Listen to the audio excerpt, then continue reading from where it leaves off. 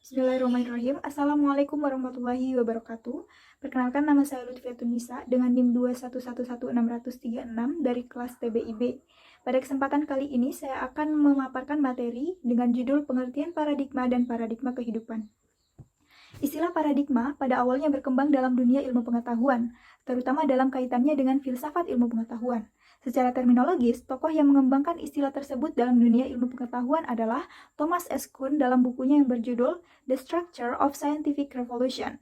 Paradigma juga merupakan suatu asumsi-asumsi dasar dan asumsi-asumsi teoretis yang umum, sehingga merupakan suatu sumber hukum-hukum, metode, seru penerapan dalam ilmu pengetahuan, sehingga sangat menentukan sifat, ciri, serta karakter ilmu pengetahuan itu sendiri.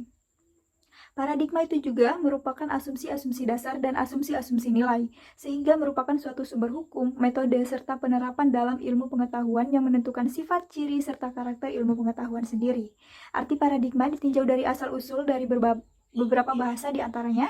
Menurut bahasa Inggris, paradigma berarti keadaan lingkungan. Sedangkan menurut bahasa Yunani, paradigma sendiri para, yang berarti di samping, di sebelah, dan dikenal. Kemudian menurut kamus psikologi, paradigma diartikan sebagai satu model atau pola mendemonstrasikan semua fungsi yang yang memungkinkan dari apa yang tersajikan. Pancasila sebagai paradigma kehidupan terbagi menjadi 3 komponen penting, yaitu sebagai paradigma kehidupan bermasyarakat, berbangsa, dan bernegara. Adapun dalam prakteknya, Pancasila sebagai paradigma kehidupan bermasyarakat dapat ditemukan dalam sikap toleransi. Misalnya, ketika kita hendak bertamu di rumah salah seorang teman yang akan keluar menjalankan ibadah rutin. Sikap kita setelah mengetahui kepentingan seorang teman tersebut, hendaknya mempersilahkan ia untuk mendahulukan kepentingannya terlebih dahulu, karena bertamu dapat dilakukan lain waktu. Contoh lain adalah perlunya musyawarah ketika memilih struktur kepengurusan baru dalam sebuah organisasi, bukan secara sepihak sudah menentukan nama-nama baru untuk menggantikan kepengurusan lama. Musyawarah cukup penting untuk mempertimbangkan nama-nama calon pengurus untuk kebaikan organisasi itu sendiri di masa yang akan datang. Contoh dari penerapan Pancasila sebagai paradigma kehidupan berbangsa adalah tentang hubungan antara masyarakat dengan negara. Hubungan masyarakat dengan negara ini berkaitan dengan hak dan kewajiban baik masyarakat kepada negara atau sebaliknya, yang sudah diatur dalam UUD 1945 pasal 27-31, hak dan kewajiban masyarakat dan negara pun berdasarkan pada norma-norma yang terkandung dalam Pancasila. Pancasila sebagai paradigma kehidupan bernegara dapat dicerminkan melalui kehidupan berbangsa dan negara yang sudah mengikut norma-norma dalam Pancasila.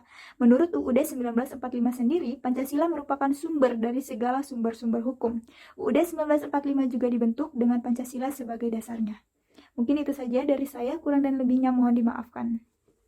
Wassalamualaikum warahmatullahi wabarakatuh. Bismillahirrahmanirrahim. Assalamualaikum warahmatullahi wabarakatuh.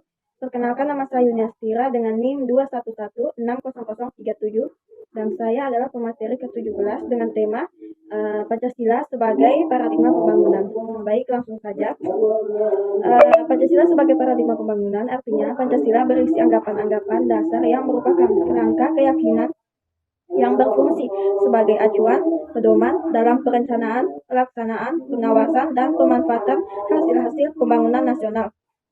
Paradigma pembangunan adalah cara berpikir, pola berpikir, atau kerangka berpikir dalam melakukan suatu proses pembangunan yang meliputi kerangka dari aspek sosial, aspek politik, aspek ekonomi, aspek pertahanan, aspek infrastruktur, aspek pendidikan, aspek teknologi, aspek budaya, dan lain sebagainya.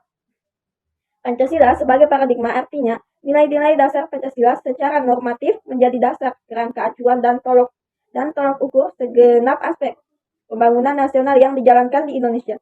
Secara singkat, pembangunan nasional sebagai upaya peningkatan manusia secara totalitas. Paradigma adalah model utama, pola atau metode untuk meraih beberapa jenis tujuan. Seringkali paradigma merupakan sifat yang paling khas atau dasar dari sebuah teori atau cabang ilmu menurut konteks. Artinya bisa dalam bahasa sehari-hari sebuah pola di balik contoh-contoh khas tersebut. Sebuah teori paradigma adalah teori umum yang membantu para ilmuwan yang bekerja di bidang tertentu untuk dapat bekerja dalam suatu kerangka teoritis yang luas. Teori paradigma memberi ilmuwan asumsi dasar, konsep kunci, dan metodologi. Teori paradigma memberikan penelitian mereka arah dan tujuan umum.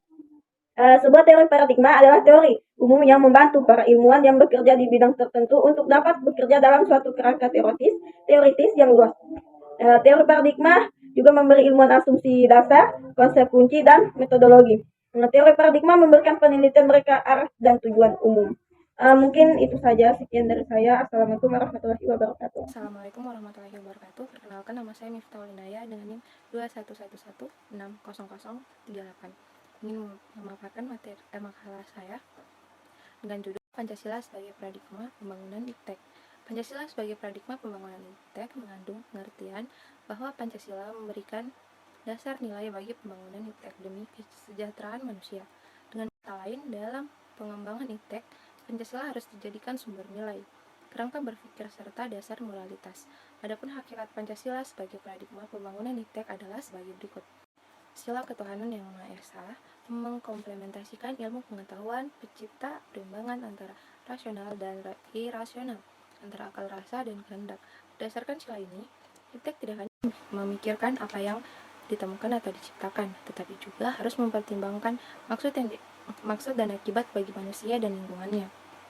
Sila kemanusiaan yang adil dan beradab memberikan landasan bahwa pembangunan IPTEK harus bersifat beradab dan diabadikan untuk peningkatan harkat dan martabat manusia. Sila persatuan Indonesia memberikan arahan bahwa pembangunan IPTEK hendaknya dapat mengembangkan nasionalisme, kebesaran bangsa, dan keluhuran bangsa sebagai bagian umat manusia. Sila kerakyatan yang dipimpin oleh hikmat kebijaksanaan dalam permusyawaratan serta perwakilan mendasari pembangunan IPTEK secara demokratis. Artinya, setiap ilmuwan harus memiliki kebebasan untuk mengembangkan IPTEK. Sila keadilan sosial bagi seluruh rakyat Indonesia mengkomplementasikan pembangunan IPTEK haruslah menjaga keseimbangan keadilan dalam kehidupan kemanusiaan, yaitu keseimbangan keadilan dalam hubungan dengan dirinya sendiri, manusia dengan Tuhannya, manusia dengan manusia lainnya, manusia dengan masyarakat bangsa dan negara, serta manusia dengan alam lingkungannya. Sekian dari saya. Assalamualaikum warahmatullahi wabarakatuh. Assalamualaikum warahmatullahi wabarakatuh. Perkenalkan, nama saya Siti Salwa dengan NIM 2111639 dari kelas TBIB. Di sini saya akan memberikan materi saya mengenai Pancasila sebagai paradigma pengembangan ideologi politik dan ekonomi. A. Pengertian paradigma. Istilah paradigma pada mulanya dipakai dalam bidang filsafat ilmu pengetahuan. Menurut Thomas Kuhn, orang yang pertama kali mengemukakan istilah tersebut menyatakan bahwa ilmu pada waktu tertentu didominasi oleh suatu paradigma. Paradigma adalah pandangan mendasar daripada ilmuwan tentang apa yang menjadi pokok persoalan suatu cabang ilmu pengetahuan. Istilah paradigma makin lama semakin berkembang tidak hanya di bidang ilmu pengetahuan, tetapi pada bidang lain seperti bidang ekonomi, politik, hukum, dan sosial. Paradigma kemudian berkembang dalam pengertian sebagai kerangka berpikir, kerangka bertindak, parameter, dan arah serta tujuan dari suatu kegiatan. B. Pancasila sebagai paradigma.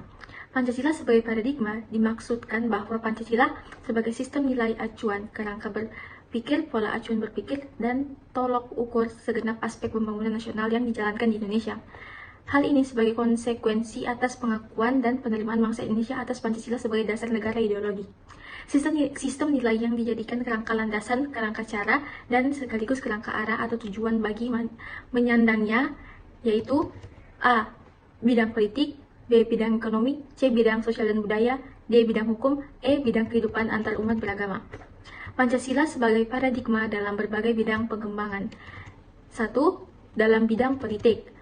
Pembangunan politik merupakan aspek penting yang harus diwujudkan dalam kehidupan berbangsa dan bernegara, sebab hampir semua kebijakan publik berhubungan erat dengan kegiatan politik.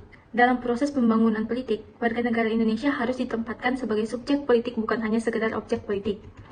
Nilai Pancasila bersumber dari kodrat manusia, sehingga pembangunan politik harus meningkatkan harkat dan martabat manusia. Maka secara berturut-turut, pengembangan politik di Indonesia didasarkan pada asas ketuhanan sila 1, asas ketuhanan sila 2, asas persatuan sila 3, dan asas keadilan sila 5. Implementasi nilai-nilai Pancasila dalam pembangunan politik sebagai berikut. 1. Penerapan dan pelaksanaan keadilan sosial mencakup keadilan politik, budaya, agama, dan ekonomi dalam kehidupan sehari-hari. 2. Mementingkan kepentingan rakyat bila mana dapat dalam mengambilan keputusan. 3. Melaksanakan keadilan sosial dan penentuan prioritas kerakyatan berdasarkan konsep pertahanan kesatuan. 4. Menggunakan pendekatan kemanusiaan yang adil dan beradab. 5. Nilai-nilai keadilan sosial, demokrasi, persatuan, dan kemanusiaan bersumber pada nilai ketuhanan yang Maha Esa. 2. Pancasila sebagai paradigma dalam pembangunan ekonomi. Sesuai dengan paradigma Pancasila dalam pembangunan ekonomi, maka sistem dan pembangunan ekonomi berpijak dalam nilai moral daripada manusia. Secara khusus, sistem ekonomi harus mendasarkan pada dasar moralitas ketuhanan, sila 1 Pancasila dan sila ketuhanan sila 2. Hal ini untuk menghindari adanya persaingan bebas. Ekonomi yang humanistik mendasarkan pada tujuan demi menyejahterakan rakyat luas. Pancasila sebagai paradigma pengembangan ekonomi lebih mengacu pada sila keempat Pancasila, sementara pengembangan ekonomi lebih mengacu pada pembangunan sistem ekonomi Indonesia. Dengan demikian, menunjuk pada pembangunan ekonomi kerakyatan dan pembangunan demokrasi ekonomi atau pembangunan sistem ekonomi Indonesia atau sistem ekonomi Pancasila. Ciri-ciri ekonomi Pancasila. 1. Yang menguasai hajat hidup orang banyak adalah negara pemerintah. 2. Peran negara adalah penting namun tidak dominan. Dan begitu juga dengan peranan pihak swasta yang posisinya penting namun tidak mendominasi. 3. Masyarakat adalah bagian yang penting di mana kegiatan produksi dilakukan oleh semua untuk semua serta dipimpin dan diawasi oleh anggota masyarakat. Yang 4, atau yang terakhir, modal ataupun buruh tidak mendominasi perekonomian karena didasari atas asas kekeluargaan antara sesama manusia. Baik, itu saja dari saya. Mohon maaf bila ada kesalahan. Mohon dimaklumi. Sekian. Wabillahi taufiq wal hidayah. Wassalamualaikum warahmatullahi wabarakatuh. Assalamualaikum warahmatullahi wabarakatuh. Perkenalkan, nama saya Susmi Jizatullah dengan NIM 211160040 dari kelas Tadris Bahasa Inggris B. Di sini saya akan mempresentasikan materi Pancasila mengenai Pancasila sebagai paradigma sosial budaya pertahanan dan keamanan.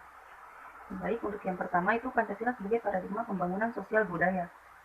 Pancasila pada hakikatnya bersifat humanistik, karena memang Pancasila bertolak dari hakikat dan kedudukan kodrat manusia itu sendiri. Hal ini sebagaimana tertuang dalam sila kemanusiaan yang adil dan beradab. Oleh karena itu, pembangunan sosial budaya harus mampu meningkatkan harkat dan martabat manusia. Pembangunan sosial budaya yang menghasilkan manusia-manusia biadab, kejam, brutal, dan bersifat anarkis jelas bertentangan dengan cita-cita menjadi manusia adil dan beradab. Manusia tidak cukup sebagai manusia secara fisik, tetapi harus mampu meningkatkan derajat kemanusiaannya. Manusia harus dapat mengembangkan dirinya dari tingkat homo menjadi human. Berdasarkan sila persatuan Indonesia, pembangunan sosial budaya dikembangkan atas dasar penghargaan terhadap sosial dan budaya-budaya yang beragam di seluruh wilayah Nusantara, menuju pada tercapainya rasa persatuan sebagai bangsa. Perlu ada pengakuan dan penghargaan terhadap budaya dan keadilan sosial sebagai kelompok bangsa Indonesia, sehingga mereka merasa dihargai dan diterima sebagai warga bangsa. Dengan demikian, pembangunan sosial budaya tidak menciptakan kesenjangan, kecemburuan, diskriminasi, dan ketidakadilan sosial. Paradigma ini dapat mengatasi sistem perencanaan yang sentralistik dan yang mengabaikan kemajemukan masyarakat dan keanekaragaman kebudayaan Indonesia. Dengan demikian, era otonomi daerah tidak akan mengarah pada otonomi suku bangsa, tetapi justru akan memadukan pembangunan lokal atau daerah dengan pembangunan regional dan pembangunan nasional, yaitu terdapat pada sila keempat, sehingga ia akan menjamin keseimbangan dan kemerataan pada sila kelima, dalam rangka memperkuat persatuan dan kesatuan bangsa yang akan sanggup menegakkan kedaulatan dan keutuhan wilayah NKRI, yaitu pada sila ketiga.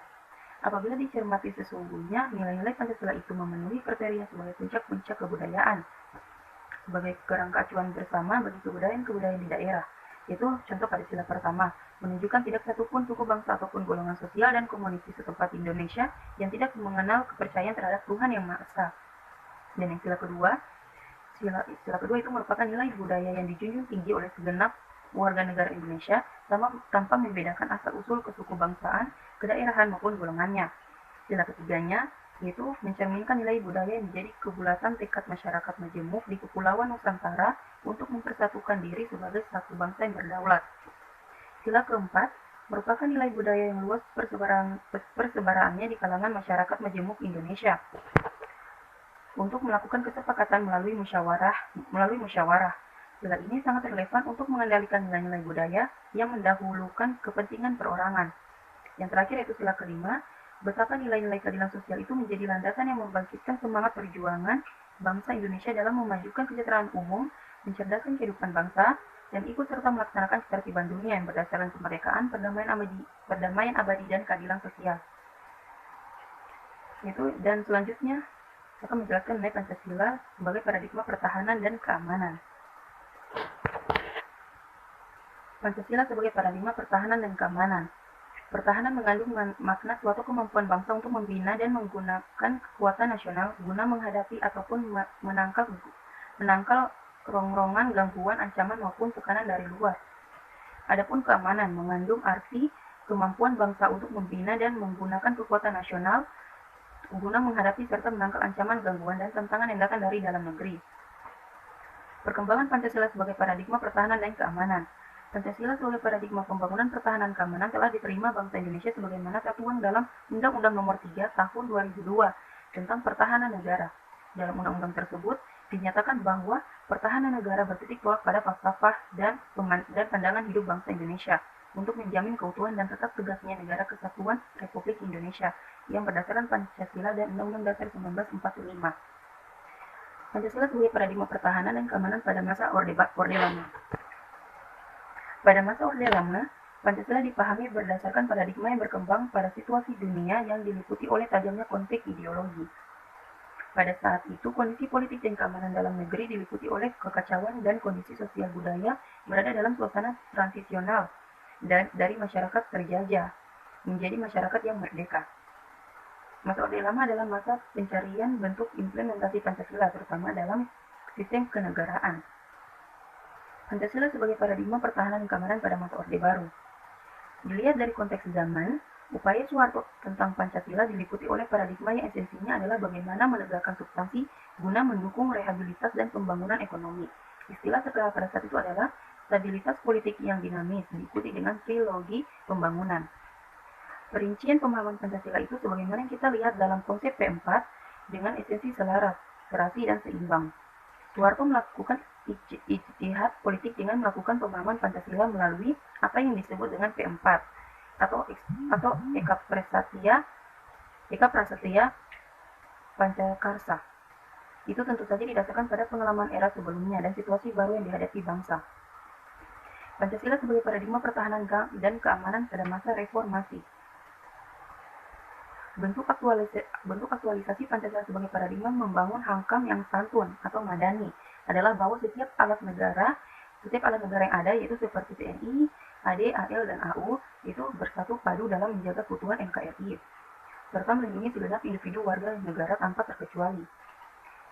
Profil alat negara tersebut harus benar-benar menampilkan penampilan yang netral, jujur, profesional, kreatif, inovatif, dan santun, serta mampu menjalankan tugas pokok dan fungsi dalam mengawal berbagai agenda besar perubahan bangsa pasca reformasi 1998, serta menjamin profesionalisme prajurit dalam menghadapi ancaman, tantangan, hambatan, serta gangguan baik yang berskala regional maupun global.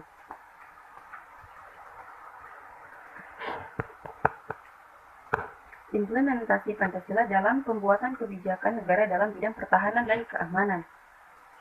Pokok-pokok pikiran persatuan, keadilan sosial, kedaulatan rakyat, dan keutuhan yang Maha Esa yang terkandung dalam pembukaan Undang-Undang Dasar Negara Republik Indonesia tahun 1945 merupakan pancaran dari Pancasila. 4 pokok pikiran tersebut mewujudkan cita-cita hukum yang menguasai hukum dasar negara, yaitu Undang-Undang Dasar Negara Republik Indonesia tahun 1945. Penjabaran keempat pokok pikiran pembukaan ke dalam pasal-pasal Undang-Undang Dasar NRI tahun 1945 mencakup 4 aspek kehidupan bernegara, yaitu politik, ekonomi, sosial, budaya, dan pertahanan keamanan yang disingkat menjadi Poleks Sosbud Hankam. Aspek pertahanan keamanan dituangkan dalam pasal 27 ayat 3 dan pasal 30.